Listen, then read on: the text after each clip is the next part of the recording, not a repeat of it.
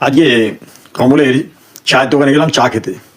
চাটা খাচ্ছি, কাগজে দেখছি, হঠাৎ কমলো যে কাদা শোনো না, কালকে আমার এই দোকান বন্ধ, চলো অনেকদিন ওই চিড়িয়াখানা যাই না, একটু চিড়িয়াখানা ঘুরে আসি। আমি চ চিড়িয়াখানা যাই, আমি বলছি চ চিড়িয়াখানা ঘুরে আসি।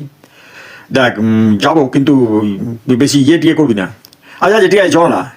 চিড়িয়াখানায় গেছি, উমা দেখি কম বলছি, এই যে কাদা সিংহটা আমার দিকে আমাকে তাকিয়েছে কেন?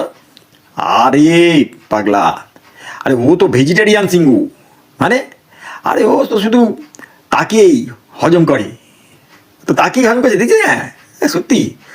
আচ্ছা আচ্ছা আচ্ছা কাজলা, আচ্ছা ওই হাতিটা এই ওরকম দাঁতগুলো বড় কেন? আরে ওটা দাঁত না, ওটা মানে হাতির পাওয়ার ব্যাংক, বুঝলি না? তার মানে মানে রেগে গেলে চার্জ ফুল। বাবা বলো কি গো। তারপর দিকে ওখান থেকে ওই টিকিটওয়ালা কাকু, সে আবার এদিকে চলছে, এই যে দাদারা ভেতরে হাত ঢোকাবেন না। তখন আবার কখন বলছে কেন কেন, কে হয়েছে দাদা কেন? না মানে হাত ভেতরে ঢোকালে ওরা আবার সেলফি তোলে তো। ও তাই বলুন, আচ্ছা আচ্ছা আচ্ছা। আর এই বলছি কমল, এই বানররা এই মানুষের মতো কেন রে? হ্যাঁ তুমি সত্যি আলাদা, তুমি এমন তা মানুষ বন্ধু ভাবনা তো কার মতো হবে, মানুষ তো বাঁদরের মতো নি। বলিস কি রে? হ্যাঁ এই যে আবার কথা টিকিট কী হয়েছে দাদা?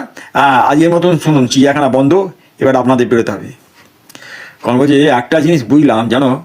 কি বুঝলি? দেখো আসল চিড়িয়াখানা তো বাইরেই, কোথায় ওই যে মানুষগুলো